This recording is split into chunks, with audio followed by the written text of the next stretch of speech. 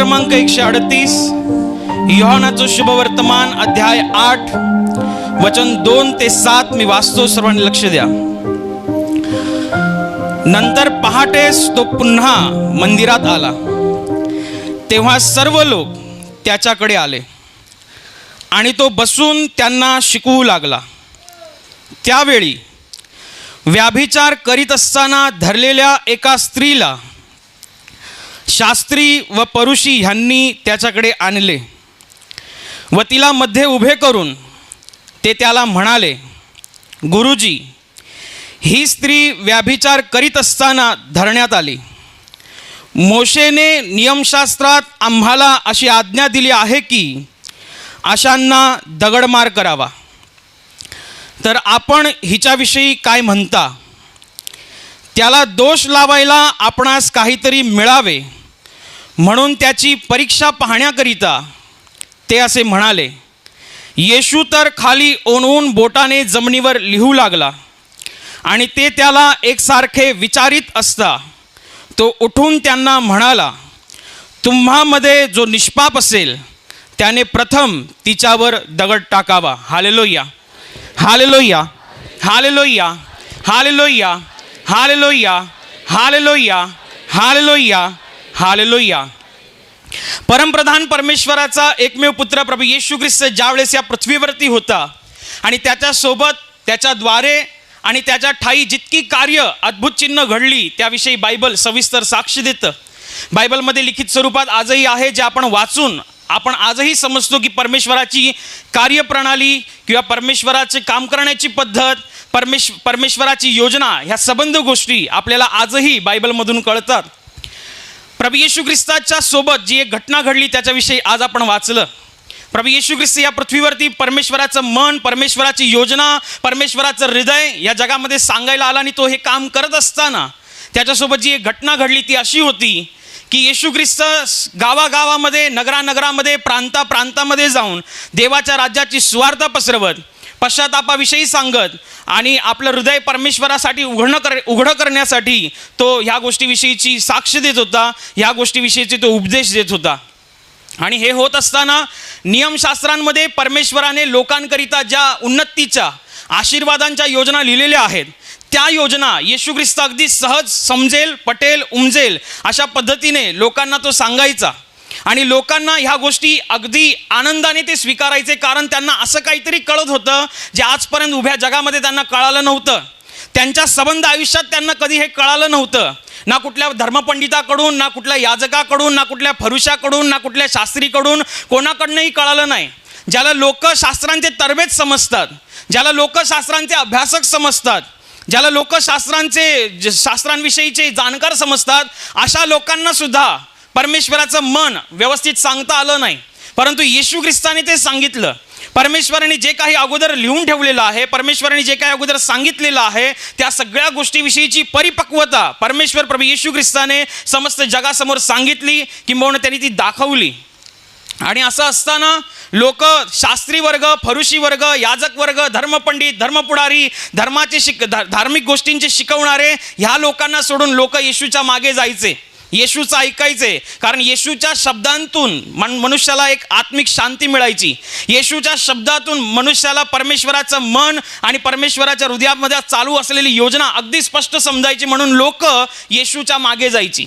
आणि त्यावेळेचे जे नियमशास्त्राचे शिक्षक होते, त्यावेळेचे जे स्वतःला नियमशास्त्राचे जाणकार म्हणवायचे, ज्याला आता तुम्ही धर्मपंडित म्हणू शकता, धर्मपुढारी म्हणू शकता, शास्त्रांचा अभ्यास करणारे म्हणू शकता, अशा लोकांकडे कोण जायचं नाही. कारण त्यांना त्यांच्या गोष्टी कठीण वाटायच्या, मुळात ते त्यांनाच समजलेलं नसायचा, म्हणून त्यांना सांगताना जड जायचं. परंतु येशू ख्रिस्त स्वर्गातून आल्यामुळे त्याला स्वर्गाच्या सर्व गोष्टी ठाऊक आहेत.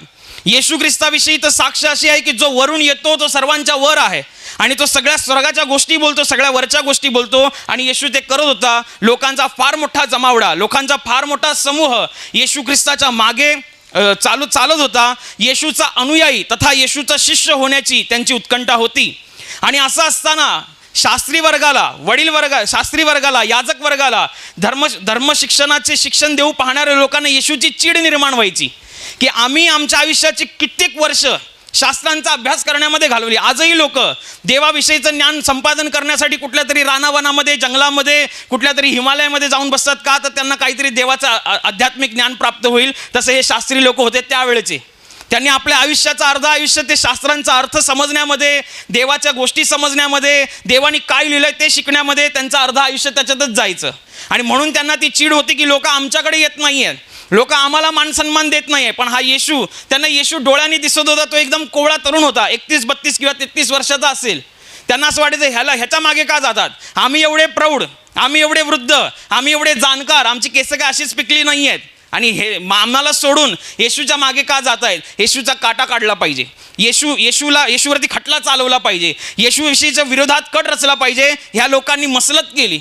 आणि मग झालं असं की येशू ख्रिस्त मंदिरामध्ये शिकवत असताना, लोकांना उपदेश देत होता, देवाचं मन, देवाची योजना सांगत असताना तिकडे शास्त्री आणि फरीसी लोकांनी एका व्याभिचाराच्या पापात अडकलेल्या स्त्रीला पकडलं आणि येशूच्या समोर आणलं. त्यांनी पाहिलं की येशू शिकवतोय, येशू काहीतरी बोलतोय, पण ह्यांना येशूचा राग आहे.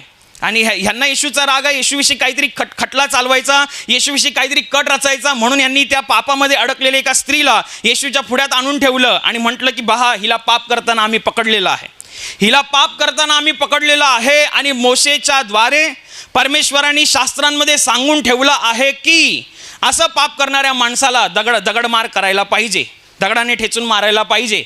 तर तू काय म्हणतोस? ते येशूला प्रश्न करतायत. मुळात ह्या प्रश्नाच्या मागे ह्यांचा एक कुटील कट होता. येशू जाणून होता, त्यांना हे नाही माहिती आहे ज्याला प्रश्न विचारायला चाललेत तो कोणी साधा सुद्धा माणूस नाही आहे, तो सनातन परमेश्वराचा एकमेव पुत्र आणि स्वर्ग आणि पृथ्वीचा मालक आपला तारणारा आहे. त्याला विचारायला चाललेत, सांग आम्ही काय करू? मोशेच्या नियमशास्त्रामध्ये लिहिलेलं आहे असं पाप करणाऱ्या व्यक्ती जर आढळला तर त्याला दगडाने मारा. तू काय म्हणतोस? ते त्याला प्रश्न विचारून त्याला अडकवण्याचा प्रयत्न करतायत. त्याच्या विरोधात काहीतरी आपल्याला ठोस मिळेल की ह्याच्यावरती आपण खटला चालू, ह्याला अडकवू, ह्याला फसवू, असं म्हणून यांनी कट रचलेला आहे.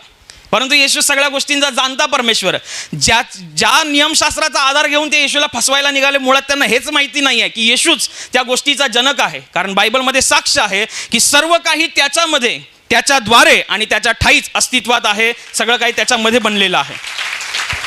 हे विचारतायत, बोल आम्ही काय करू? कारण ह्यांचं असं होतं की हा जर दगडमार करा बोलला तरी आपण काहीतरी खोटं नाटक करायचं आणि याच्यावरती खटला चालवायचा. आणि हा जर नाही बोलला तरी सुद्धा आपण याच्यावरती खोटी अफवा पसरवायची, ह्याच्याविषयी खोटी साक्ष द्यायची किंवा ह्याच्याविषयी खोटा खटला रचायचा. येशू हा बोलला तरी ह्यांनी कट रचला होता, येशू नाही बोलला तरी सुद्धा यांनी कट रचला होता. आता अटीतटीची भूमिका आहे. अटीतटीची भूमिका अशी मनुष्याच्या जीवनामध्ये बऱ्याच वेळेला येते. येशू ख्रिस्ताला अडकवण्यासाठी यांनी असा प्रश्न केला. मोशेने नियमशास्त्रात सांगितलेलं आहे असं पाप करणारा माणूस आढळला त्याला दगडमार करावा, तू काय म्हणतोस? तो जर हा बोलला तरी येशूवरती ते आरोप करणार होते, नाही बोलला तरी येशूवरती ते आरोप करणार होते. येशू काय नाही बोलला. बायबल म्हणतं येशू ख्रिस्त तर जमिनीवरती ओनवून बोटाने काहीतरी लिहित होता. हे एकसारखे मागे लागलेले आहेत. काय करायचं सांग आम्हाला, काय करायचं हिच्याविषयी, काय बोलतोस तू, तुझं मत काय आहे, तू काय म्हणतो, बोल तू. एकसारखं ते विचारतायत. येशू ख्रिस्त उभा राहिला आणि म्हणाला, तुमच्यात जो निष्पाप असेल त्यांनी पहिला दगड हिला मारा. बायबल असं म्हणतं, येशूचे शब्द ऐकताच क्षणी उपस्थित असलेल्या लोकांच्या हृदयामध्ये एक कापरी भरते आणि म्हाताऱ्यापासून लहान मुलापर्यंत सगळे लोक दगड टाकून आपापल्या घरी निघून जातात. ती स्त्री वाचली जाते. येशू तिला म्हणतो, तुला दोष लावणारे कुठे गेले? तुला दोष लावणारे कुठे गेले? तुला कोणी दोष ठरवला नाही काय? येशू म्हणतो, जा, मी तुला दोष ठरवत नाही, इथून पुढे पाप करू नको. एकंदरीत येशू ख्रिस्ताने तिला नवीन जीवनाची वाटचाल करण्यासाठी तिला मुभा दिली. नवीन जीवनाची वाटचाल करण्याची एक स्वर्गीय संधी परमेश्वर प्रभू येशू ख्रिस्ताच्या द्वारे तिला मिळाली. परंतु आपल्याला शिकायचं काय आहे? शिकायचं हे आहे की ज्या लोक येशू ख्रिस्ताला प्रश्न विचारत होते, हे एक शास्त्री फरीसी लोक होते. नियमशास्त्राचे जाणते, नियमशास्त्राचे शिकवणारे, नियमशास्त्राचे शिक्षक होऊ पाहणारे अशी ती लोक होती. आणि येशू ख्रिस्ताला अडकवण्याच्या कुटील अशा त्यांच्या योजनेनुसार त्यांनी येशू ख्रिस्ताला प्रश्न विचारला की सांग आम्ही काय करावं. त्यांनी रेफरन्स दिला जुन्या कराराचा. कारण परमेश्वराने इस्रायल लोकांसाठी मोशेच्या द्वारे काही नियम दिले होते, ज्याला आजही बायबलमध्ये जुना करार आहे. बायबलमध्ये जुना करार म्हणून उल्लेख केलेला आहे. त्या जुन्या कराराचा आधार घेऊन येशूला फसवण्याचा प्रयत्न करत होते, जुन्या कराराचा आधार घेऊन. पण जेव्हा येशू म्हणाला की तुमच्यात जो निष्पाप त्याने पहिला दगड हिला मारा, तुम्हाला माहिती आहे का हे शब्द कशावरती आधारित आहेत? येशूचे हे शब्द कशावरती? येशू असंच नाही बोललेला आहे. ज्या नियमशास्त्राचा आधार घेऊन शास्त्री आणि फरुशी येशूला फसवायला निघाले होते, त्याच नियमशास्त्राच्या आधारावरती येशूने सांगितलं की तुमच्यात जो निष्पाप त्याने पहिला दगड हिला मारा. कारण ज्या नियमशास्त्रांचा आधार घेऊन हे येशूला फसवायला निघाले होते, त्याच नियमशास्त्रात लिहिलंय स्तोत्रसंहिता अध्याय 51 मध्ये की पहा, मी जन्मचाच पापी आहे, आईने गर्भ धारण केला तेव्हाच मी पातकी म्हणून जन्माला आलो. याचा अर्थ असा आहे की ज्या माणसाने या पृथ्वीवरती हाडामासामध्ये जन्म घेतलाय तो जन्मचाच पापी आहे. आणि जर मी जन्मचाच पापी आहे, जर माझ्याकडे पहिल्यापासूनच पापाचे दोष आहेत, तर मला दुसऱ्याचा दोष काढण्याचा अधिकार नाही. तुझे दोष काढण्यात येऊ नये म्हणून तू दुसऱ्याचे दोष काढू नकोस. परमेश्वराचे वचन आहे. परमेश्वराने पहिल्यापासूनच हे लिहून ठेवलेलं होतं की पहा, मी जन्मचाच पापी आहे. जेव्हा आईने गर्भ धारण केला तेव्हाच मी पातकी म्हणून जन्माला आलो. याचा अर्थ कोणी या पृथ्वीवरती म्हणजे पवित्र नाही आहे, निष्पाप नाही आहे. एकच निष्पाप आहे, एकच निष्कलंक आहे, एकच निर्मळ आहे, तो तुमचा आणि माझा मालक प्रभू येशू ख्रिस्त आहे. तेव्हा जेव्हा येशू म्हणाला की तुमच्यात जो निष्पाप त्याने पहिला दगड हिला मारा, तेव्हा त्यांना आठवलं असेल स्तोत्रसंहिता अध्याय 51 मध्ये की अरे बापरे, ज्या नियमशास्त्राचा आधार घेऊन आम्ही येशूला फसवायला निघालो, त्याच नियमशास्त्राच्या आधारावरती येशूने आम्हाला उत्तर केलं. आता आम्ही काय करणार? जर आम्ही हिच्यावरती दगड मारायला जरी गेलो तर नियमशास्त्राच्या आधारावरती आम्ही पापी ठरले जाणार, आम्ही दोषी ठरले जाणार. आम्ही ह्याचे दोष काढायला आलेलो, आम्ही ह्याला फसवायला आलेलो, पण हा असा काहीतरी बोलला की आम्ही फसू शकतो आता. म्हणून लिहिलेलं आहे, बायबलमध्ये लिहिलं आहे, पहिलं म्हाताऱ्या माणसाने दगड टाकला, नंतर प्रौढाने टाकला, नंतर तरुणाने टाकला, नंतर लहान मुलांनी टाकला. सगळे लोक निघून गेले, कोणी तिला दोष ठरवलं नाही. कारण देव या पृथ्वीवरती तुम्हाला नवीन जीवन द्यायला आलेलं आहे. येशू ख्रिस्ताला बोलणारी ती लोकं होती, ती साधीसुधी लोकं नव्हती, एक साधारण लोकं नव्हती. जी लोक चांगले अभ्यासक होते, नियमशास्त्राचे अभ्यासक असे स्वतःला म्हणवायचे, नियमशास्त्राचे वाचणारे, नियमशास्त्राचं कट्टरतेने पालन करणारे, अशी ती लोकं होती. म्हणजे एकंदरीत देवाची वचनं ती वाचणारी लोकं होती, देवाच्या वचनांचा अभ्यास करणारी लोकं होती. आणि असं असून सुद्धा त्यांचं ज्ञान अर्धवट होतं. त्यांनी येशू ख्रिस्ताला त्या अर्धवट ज्ञानाच्या आधारावरती येशू ख्रिस्ताला फसवण्याचा प्रयत्न केला. परंतु त्यांना हे माहीत नाही की ज्याला प्रश्न करतायत तो कोणी साधा सुद्धा माणूस नाही आहे. ज्याला प्रश्न करतायत तो कोणी साधा शरीराने दिसत असला तरी त्याचा इतिहास कधीच्या पासून आहे. तुमची पिढी जन्माला आली पण नसेल त्या अगोदरपासून येशू आहे. बायबल म्हणते तो अनादी काळापासून आहे, तो सनातन आहे आणि त्याला तुम्ही फसवायला निघालात, ते शक्य नाही आहे. पण समजण्याची गोष्ट अशी आहे की वचन असणं आणि वचनांविषयीचा रहस्य आणि भेद किंवा वचनांविषयीची समजणं फार महत्त्वाची आहे. शास्त्री आणि फरुशी हे वाचत होते, यांनी आपलं अर्ध आयुष्य त्या वाचण्यामध्ये घालवलं, परंतु जे वाचत आहेत त्याचा अर्थ समजण्यामध्ये त्यांनी वेळ घालवला नाही. वाचलंय आम्ही फक्त इतिहासाचं पुस्तक वाचल्या समान त्यांनी वाचलं असेल. जेव्हा तुम्ही देवाच्या राज्यामध्ये विश्वासाच्या प्रवासामध्ये असता, तुम्ही देवाचं वचन वाचता, चांगली गोष्ट आहे. परंतु देवाचं वचन वाचल्यानंतर त्या वचनांवरती मनन चिंतन असणं, त्या वचनांवरती विचार विमर्श असणं हे सुद्धा तितकंच महत्त्वाचं आहे. बायबलमध्ये लिहिलेलं आहे, देवाचे वचन म्हणजे आत्म्याची तलवार आहे. परमेश्वराने या पृथ्वीवरती मनुष्याला एक आत्मिक हत्यार दिलेलं आहे, ते म्हणजे आत्म्याची तलवार म्हणजे देवाचं वचन. तुमच्याकडे देवाचं वचन आहे, तुम्हाला कोणी फसवू शकत नाही. तुमच्याकडे देवाचं वचन आहे, तुमच्या विरोधात असलेल्या कुटील योजना तुम्ही रद्द करू शकता. तुमच्याकडे वचन आहे, तुमच्याकडे देवाची योजना आहे. फक्त वचन, त्या वचनांविषयीची समज असणं सुद्धा तितकंच महत्त्वाचं आहे. वचन किती लोक मी पाहिलेले जे किती बायबलविषयी तरबेज आहेत, नुसती तरबेज, परंतु वचनांविषयीचा समज नसल्यामुळे गडबड होते. वचनांविषयीचं नॉलेज नसल्यामुळे गडबड होते. किती लोक प्रार्थना करताना आवर्जून प्रार्थना करतात, मन लावून प्रार्थना करतात. डोक्यात दुखलं, पाठीत दुखलं, पोटात दुखलं की एकदम मन लावून प्रार्थना करतात. का? तर मला बरं व्हायलाच पाहिजे. परंतु बायबल वाचत असताना हलगर्जीपणाने बायबल वाचाल तर नाही चालणार. बायबल वाचल्यानंतर तुम्ही ते समजून घ्या, परमेश्वराकडनं ते समजून घ्या, परमेश्वराकडनं ते शिकून घ्या, परमेश्वरासमोर बसा. बायबल वाचताना पुरा कसा वेळ द्या. किती लोक एका ठिकाणी बायबल चालू असतं, एका ठिकाणी मोबाईल चालू असतो. पण प्रार्थना करताना असं नाही, त्यांना माहिती आहे प्रार्थना बाबा करायलाच पाहिजे, नाही तर माझं दुखतंय ते बरं कसं होणार. प्रार्थना बाबा करायलाच पाहिजे, नाही तर माझा पगार कसा वाढणार. प्रार्थना करायलाच पाहिजे. बायबल काय नाही वाचलं तरी चालतं. यूट्यूबवरती मी प्रवचन बघताय, चांगली गोष्ट आहे, पण तुम्ही वैयक्तिक पण बायबल वाचलं पाहिजे. ज्यांना बायबल वाचायला येत नाही, ज्यांना वाचायलाच येत नाही, त्यांनी सुद्धा देवाकडे जेव्हा प्रार्थना केली की आम्हाला तुझं बायबल तरी वाचता यावं, तेव्हा स्वर्गाच्या राज्यातून हालचाल झाली आणि बायबल वाचण्यासाठीचं दान त्यांना मिळालं. का असं आहे? कारण देवाची ही इच्छा आहे की तुम्ही त्याची वचनं समजावी, त्याची वचनं शिकून घ्यावी. त्याची वचनं जर तुम्हाला समजली, त्याची वचनं जर तुम्ही शिकून घेतली, त्याच्या वचनांवरती जर मनन चिंतन केलं तर तुम्ही आहात तसे राहणार नाही. त्याच्या वचनांवर जर तुम्ही मनन चिंतन केलं तर सैतानाच्या योजना तुम्ही उधळून लावू शकता. सैतानाचे जे डावपेच तुमच्या विरोधात आहेत, तुमच्या जीवनामध्ये ज्या अटीतटीच्या भूमिका सैतान उत्पन्न करू पाहतोय, सगळ्यातून तुम्ही सहज पार जाल जसं येशू ख्रिस्त पार गेला.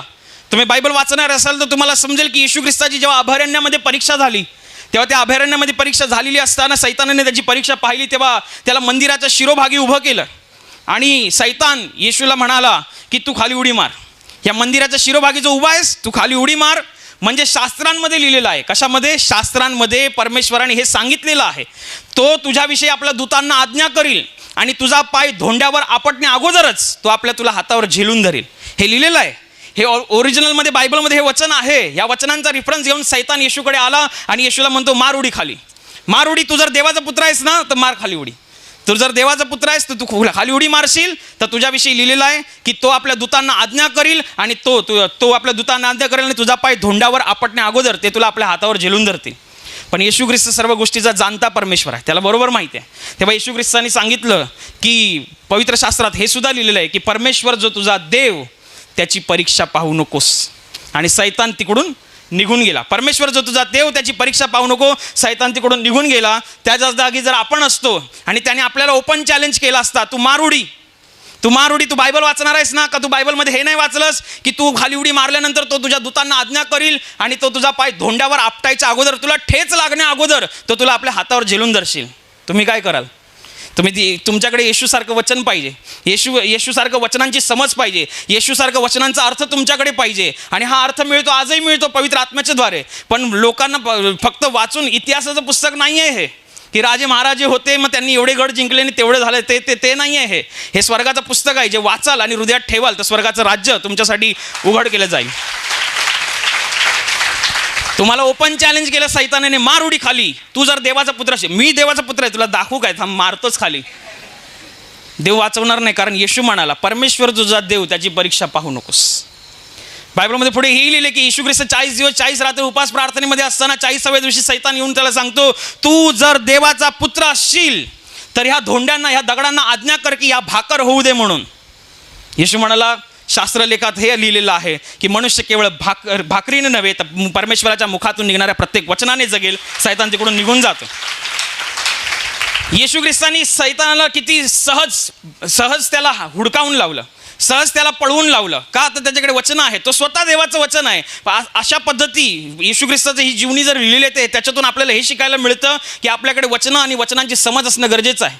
नुसते वचनं आहेत पण वचनांची समज नाही तर गडबड होऊन जाईल. वचनं आहेत, वचनांविषयी समज नाही आहे, वचनांविषयीचा अर्थ प्राप्त नाही, जसं त्या शास्त्री पुरुषांना नव्हता. शास्त्री पुरुषांना फक्त एवढंच माहिती आहे, जाऊन येशूला अडकवायचं आणि सांगायचं, मोशेने सांगितलेलं आहे की असा पाप करणाऱ्याला दगडाने ठेचून मारा. पण शास्त्रामध्ये हे पण लिहिलं आहे की कोणाचा न्याय करू नको तू. शास्त्रामध्ये हे पण लिहिलं आहे की कोणाचे दोष काढू नको तू. शास्त्रामध्ये हे पण लिहिलं आहे की पहा, आपण जन्माचेच पापी आहोत. जर तू पापी आहे तर तू दुसऱ्या पापी माणसाचा न्याय कसा करणार? पण त्यांना ज्ञान होतं अर्धवट. देवाच्या गोष्टींविषयी आपल्याला ज्ञान असणं फार गरजेचं आहे. देवाची वचनं वाचायला पूरक वेळ देणं गरजेचं आहे. वाचतात लोक, नाही असं नाही आहे, वाचतात. परंतु वाचल्यानंतर ते जे वचन वाचलं त्या वचनांना समजण्यासाठी तुम्ही देवाकडे किती प्रार्थना केली, ते वचन समजण्यासाठी तुम्ही देवासमोर किती वेळ घालवलात, ते वचन वाचल्यानंतर ते समजण्यासाठी देवाकडे किती प्रार्थना व याचना केली. जेव्हा तुम्ही प्रार्थना याचना करा, पूरक वेळ देणं महत्त्वाचं आहे. पूरक वेळ. नाही तर इकडे एका साईडला बायबल चालू आहे, एका साईडला व्हॉट्सअप चालू आहे तर नाही चालणार. एका साईडला बायबल चालू आहे, एका साईडला TV सिरियल कुठलं तरी चालू आहे ते बघते, मी तर वाचते ते चालू आहे. नाही, परमेश्वराला पूरक वेळ द्या. का बायबलमध्ये तुम्ही हे वाचलं नाही आहे? मार्था आणि मरिया ह्या 2 बहिणींच्या घरी प्रभू येशू ख्रिस्त आला असताना मार्था नावाची बहीण ही कामामध्ये गुंत होती. कदाचित ती येशूसाठी जेवण करण्याच्या तयारीत असावी. आणि जी दुसरी बहीण होती मरिया, ही मात्र येशूच्या चरणापाशी बसून येशू काय बोलते ते ऐकत होती. येशू त्यांच्या घरी किती मुबलक प्रमाणात उपलब्ध होता. येशूने आपला वेळ, आपला स्वर्गीय वेळ ह्या घराण्यासाठी, या कुटुंबासाठी दिला. आणि त्या उपलब्ध वेळेचा अगदी तंतोतंत आणि योग्य वापर त्या मरियेने केला. आणि ही मार्था कामात आहे आणि मार्थाने बघितलं की माझ्यावरती कामाचा एकटीवरती कामाचा सगळा लोड पडलेला आहे, भार पडलेला आहे. तक्रार करते ती येशूकडे की पहा प्रभूजी, हिने सगळा कामाचा बोजावारा माझ्या एकटीवरतीच टाकलाय. तेव्हा येशू म्हणाला, मार्थे तू पुष्कळ गोष्टींविषयी काळजी व दगदग करतेस, मनुष्याला एकाच गोष्टीचं अगत्य आहे. मरियेने चांगला वाटा निवडलेला आहे, तो तिच्यापासून कोणीही काढून घेतला जाणार नाही. चांगला वाटा आहे. काय चांगला वाटा आहे? की देव तुम्हाला उपलब्ध आहे, देवाने त्याचा वेळ तुम्हाला दिलेला आहे, देवाने तुम्हाला पूरक अशी वेळ दिली आहे. त्या पूरक वेळेमध्ये परमेश्वराची वचनं वाचून त्याच्यावरती मनन चिंतन करा, त्याचा अभ्यास करा. कितीतरी, जसं आता आपली ऑनलाईन प्रार्थना लागते, ऑनलाईन प्रार्थना एकीकडे प्रवचन चालू असेल आणि आम्ही इकडे भाजी कापत बसलेलो आहे, वचन चालू आहे आणि मी भाजी कापतोय, वचन चालू आहे, बाहेरचा बाजूचा आलेला आणि मी तिथे बोलतोय. नाही, प्रॉपर वेळ देता आला पाहिजे, नाहीतर सैतान तुम्हाला कसाही फसवून जाईल. बायबलमध्ये लिहिलेलं येशू ख्रिस्ताला जेव्हा सांगायला आला, येशू ख्रिस्ताला एका क्षणामध्ये जगातली सगळी राष्ट्र आणि राज्य दाखवली आणि म्हटलं की तू जर मला नमन करशील तर हे सगळं मी तुला देईन. सैतानाची डेअरिंग बघा किती आहे. ज्याने सगळं काही निर्माण केलं त्याच्या पुढ्यात उभा राहून सांगतो हे सगळं माझं आहे आणि तू मला जर नमन करशील तर मी तुला देईन. येशू म्हणाला, शास्त्रलेख असा आहे, परमेश्वर जो तुझा देव त्याचीच उपासना कर आणि त्याचीच सेवा कर. ऐकून तो निघून जातो. ज्या वेळेला आपल्याकडे वचन आणि वचनाची समज असते, सैतान आपल्याला नाही ठकवू शकत, सैतान आपल्याला नाही फसवू शकत. तो चांगला, तो ठकवणारा ही त्याची क्वालिटी आहे, फसवणी ही त्याची फसवणं हे त्याचा स्वभाव आहे. परंतु ज्याच्याकडे वचन आणि वचनांची समज आहे त्याला मात्र सैतान नाही फसवू शकत. तो सहज डील करू शकतो, सहज सैतानाला पळवून लावू शकतो. पण तुमच्याकडे वचन आणि वचनांची समज असणं फार गरजेचं आहे. वचनांची समज नसल्यामुळे कित्येक लोक विश्वासी मार्गातून सुद्धा बाहेर पडलेले आहेत असं मी पाहिलेलं आहे. एकदा येशू ख्रिस्त मंदिरामध्ये सभास्थानामध्ये काही शिकवत असताना तिकडे पण ती शास्त्री फरीसी उभी होती. येशू जिकडे कुठे जाईल तिकडे माणसं तर जायचीच, पण ही लोक मागणं जायची. काय बोलतो हा, असं काय बोलतो हा की आम्हाला नाही माहिती, असा काय सांगतो हा की जे आम्हाला नाही माहिती. का बरं हे लोक याच्या मागे जात आहेत. ही लोक त्यांच्या मागणंच असायची. आणि येशू ख्रिस्त जेव्हा सभास्थानात शिकवत होता तेव्हा ते तिकडे शास्त्री फरीसी अभ्यासक जाणते सगळे लोक तिकडे होते. शब्बाताचा दिवस होता. एक वाळलेल्या हाताचा माणूस होता. येशू ख्रिस्ताने त्यांच्या आतली कुटील विचार ओळखले आणि त्या वाळलेल्या हाताच्या माणसाला बोलवलं आणि येशू म्हणाला, आपला हात लांब कर. त्या वाळलेल्या हाताचा माणूस जागच्या जागी येशूच्या शब्दानिशी बरा झाला. तेव्हा हे उठले, शास्त्री फरीसी उठले. अरे तुम्हाला माहिती नाही का, शब्बाताच्या दिवसामध्ये काही काम केलं जात नाही, शब्बाताचा दिवस पवित्र दिवस पाळला जातो, शब्बाताचा दिवस. त्याच्यासमोर आपलं ज्ञान दिलं येशू समोर. अरे जो ज्ञानाचा उगम आहे, शास्त्रलेख तर असा आहे की माणसाच्या ज्ञानापेक्षा देवाचं मूर्खपण पण श्रेष्ठ आहे. अशा परमेश्वरासमोर ते आपलं सगळं ज्ञान, आपलं सगळा अभ्यास सांगतायत. तुम्हाला माहिती नाही का, शब्बाताचा दिवस असा आहे, देवाने विश्राम दिन म्हणून दिलेला आहे, पवित्र म्हणून दिलेला आहे. काम करायचं नसतं, असं नसतं, तसं नसतं, हे नसतं, ते नसतं. येशू त्यांना विचारतो, मी तुम्हाला विचारतो, शब्बाताच्या दिवशी तुमचा मुलगा किंवा तुमचा बैल जर विहिरीमध्ये पडला तर तुम्ही उचलायला जाणार, काढायला जाणार की नाही जाणार? त्यांनी आवाजच बंद केला. तेव्हा येशू म्हणाला, शब्बात माणसासाठी झालेला आहे, माणूस शब्बातासाठी झालेला नाही. त्यांचा आवाज तिथेच बंद झाला आणि ते लोक तिथेच शांत झाले. याचा अर्थ जेव्हा सैतान फसवायला येतो तेव्हा तुमच्याकडे वचन आणि वचनांची समज आहे तर तुम्ही नाही फसू शकणार. तुम्हाला कोणी नाही फसू शकणार. तुमच्याकडे जर देवाचं वचन आहे, देवाच्या वचनांची समज आहे, तर ह्याचा अर्थ असा आहे की तुम्हाला देवाच्या योजना समजतात.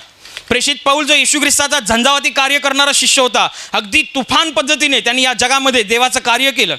हा प्रेषित पौल स्वतःमध्ये जबरदस्त सामर्थ्याने भरलेला, एवढं सामर्थ्य की त्याच्या सामर्थ्याविषयी बायबलमध्ये एका ठिकाणी असा उल्लेख आहे की रुमाल आणि फडकी त्याच्या अंगावरती टाकली जायची आणि तेव्हा ती रुमाल आणि फडकी त्याच्या अंगावरती टाकून दिल्यानंतर ती रुमाल फडकी जेव्हा आजारी माणसावर टाकली जायची तेव्हा ती आजारी माणसं जागच्या जागी बरी व्हायची. इतका प्रचंड सामर्थ्याने तो होता. मेलेल्या माणसाला त्यांनी मिठी मारली, त्या मेलेल्या माणसामध्ये प्राण आला. इतका तो जबरदस्त सामर्थ्याने भरलेला देवाचा शिष्य. याच्या शरीरामध्ये एक वेदना होती आणि ही वेदना निघून जावी, याच्या शरीरामध्ये जो त्रास होता तो त्रास निघून जावा म्हणून बायबल म्हणतं की त्याने 3दा देवाकडे प्रार्थना केली की माझा हा त्रास काढून टाक, माझी ही वेदना निघून जाऊ दे म्हणून. आणि 3ऱ्या वेळेला त्या प्रार्थनेला असं उत्तर आलं की ही माझी कृपा आहे जी तुला पुरेशी आहे. प्रगटीकरणाच्या विपुलतेमुळे मी चढून जाऊ नये म्हणून माझ्यामध्ये सैतानाने एक काटा ठेवला आहे. ही देवाची योजना त्याला समजली. कधी त्यांनी प्रार्थना केली असेल की बाबा मी एवढा काम करतो एवढा मी तुझ्यासाठी एवढी धावपळ करतो, तुझ्यासाठी एवढं मी लोकांशी बोलतो, एवढी लोक बरी करतो तू माझ्याद्वारे, पण माझं असं का आहे? आणि मग 3दा त्यांनी प्रार्थना केली. पण 3ऱ्या प्रार्थनेला देवाचं वचन त्याला प्राप्त झालं. तो रेमा वर्ड त्याला प्राप्त झाला आणि त्या देवाचं वचन प्राप्त झाल्यानंतर त्याला कळालं की ही जी वेदना आहे माझ्या अंगामध्ये ही देवाची एक कृपा आहे, ही माझ्या भल्यासाठीच आहे, हे त्याला कळालं. जर त्याच्याकडे ते देवाचं वचन नसतं तर ज्या ठिकाणी लिहिलेलं आहे की त्यांनी 3दा प्रार्थना केली त्याच्या पुढच्या पानांमध्ये पण असं लिहिलेलं असतं की प्रेषित पौलाने परत एकदा प्रार्थना केली. त्याने परत कधी प्रार्थना नाही केली. जेव्हा त्याला देवाचं वचन प्राप्त झालं, त्याच्या शरीरामध्ये जी वेदना आहे, त्याच्या शरीरामध्ये जो त्रास आहे, त्या त्रासाविषयी देवाचं मन काय आहे, देवाची योजना काय आहे, हे जेव्हा त्याला वचनांच्या स्वरूपात देवाकडून कळालं, त्यांनी परत कधी काय केलं नाही. पण जर त्याच्याकडे वचनच आलं नसतं तो एकसारखं त्यांनी तो तगादा लावला असता की मला बरं कर, मला बरं कर. देव म्हणेल अरे पण माझं तर ही योजना आहे. तुमचं लक्षच म्हणजे देवाचं वचन आपल्यावरती असलेली देवाची योजना प्रगट करतं. आपण त्याच्या जागी असलं, आपण सतत प्रार्थना करत, देव बरं करत नाही, देव बरं करत नाही, मी प्रार्थना करतोय, देव का ऐकत नाही, देवाचं लक्ष नाही, मी रडतोय, हे आहे ते आहे. देवाकडे लक्ष द्या. देवाची वचनं पहा, देवाचे वचन समजण्यासाठी वेळ द्या, देवाचं वचन ऐकताना वेळ द्या, प्रॉपर वेळ. प्रार्थना करताना सांगावं लागत नाही प्रॉपर वेळ कसा द्यायचा आहे, ते बरोबर समजतं. ती वेदना सांगते प्रार्थना करायची आहे तुला. अर्ध्या रात्रीमध्ये जरी छातीमध्ये दुखलं की बरोबर तुम्हाला समजतं प्रार्थना करायची आहे. पण असं कधी बायबल वाचताना होतं आहे का? प्रार्थना करताना सगळे लोक फर्स्ट लाईनवरती आहेत, प्रथम स्थानावरती. बायबल वाचताना ते बायबल वाचायची गरज नाही. आम्ही ऑनलाईनची प्रवचनं बघतो, आम्हाला पुरेशी आहेत. तुम्हाला वाचली पाहिजे, देवाने तुमच्यासाठी पण दिले, तुम्ही वाचा ते. कदाचित कुठल्या वचनाच्या द्वारे देव तुम्हाला कुठली योजना समजावेल, तुम्हाला नाही समजणार. पूरक वेळ द्या. बायबल वाचलं मी झालं संपलं, बायबल ठेवून दिलं नाही. पूरक वेळ द्या. प्रभू जे मी वाचले ते मला समजाव, प्रभू जे मी वाचले ते मला शिकव, प्रभू जे मी वाचलंय ते तुझ्या पाळकाच्या द्वारे सांग, ते तुझ्या दासाच्या द्वारे सांग. असं काहीतरी माध्यम लाव की ते माझ्याविषयी ह्या वचनातून तुला जे सांगायचे ते मला सांग. प्रॉपर वेळ द्या. पूरक असा वेळ, जसा प्रार्थनेसाठी वेळ असतो. आणि जेव्हा आपण पूरक वेळ देतो तेव्हा स्वर्गाच्या राज्यातून पवित्र आत्मा जो आपल्यामध्ये देवाने देऊ केलेला आहे, हा पवित्र आत्मा सगळं काही शिकवतो. कारण येशू म्हणाला, पवित्र आत्मा तुमच्यावरती येईल तेव्हा तो सर्व काही तुम्हाला शिकवेल. आणि अशा पद्धतीने परमेश्वराची वचनं आपल्याला अधिकाधिक वाचता यावं आणि समजता यावं म्हणून कृपा मिळून प्रार्थना करू. Hallelujah, hallelujah. आणि आता प्रार्थना करण्याची वेळ आहे. प्रभू येशू म्हणाला, माझ्या नावाने तुम्ही पित्याजवळ जे काही मागाल ते तुम्हाला परमेश्वराच्या गौरवाकरिता देण्यात येईल. होय, त्याचं वचन हेच सत्य आहे. त्याचं वचन तो पूर्ण करणं जाणतो. तो आपल्या वचनांना पूर्ण करण्याचं सामर्थ्य बाळगतो. म्हणून त्याच्या वचनावर, त्याच्या सामर्थ्यावर विश्वास ठेवून आपण सर्व मिळून प्रार्थना करत आहोत. म्हणून तुमच्या ज्या भागाला आजार आहे त्या भागावर हात ठेवा. तिथे हात ठेवणं शक्य नसेल तर आपल्या छातीवर हात ठेवा. तुमच्या जीवनातील आणि शरीरातील प्रत्येक दुःख, संकट आणि आजार प्रभू येशूच्या पवित्र नावाने या क्षणाला नष्ट होत. तुमच्या जीवनातील बंधनं आणि श्राप प्रभू येशूने वाहिलेल्या त्याच्या पवित्र रक्ताद्वारे या क्षणाला तुटून जावत. तुमच्या जीवनातील समस्या आणि सैतानाचा भयावह अंधार प्रभू येशू ख्रिस्ताच्या दिव्य आणि पवित्र प्रकाशामध्ये पूर्णपणे नष्ट होत. तुमच्यावर, तुमच्या कुटुंबावर प्रभू येशू ख्रिस्ताचे महान आशीर्वाद येऊ. आमेन.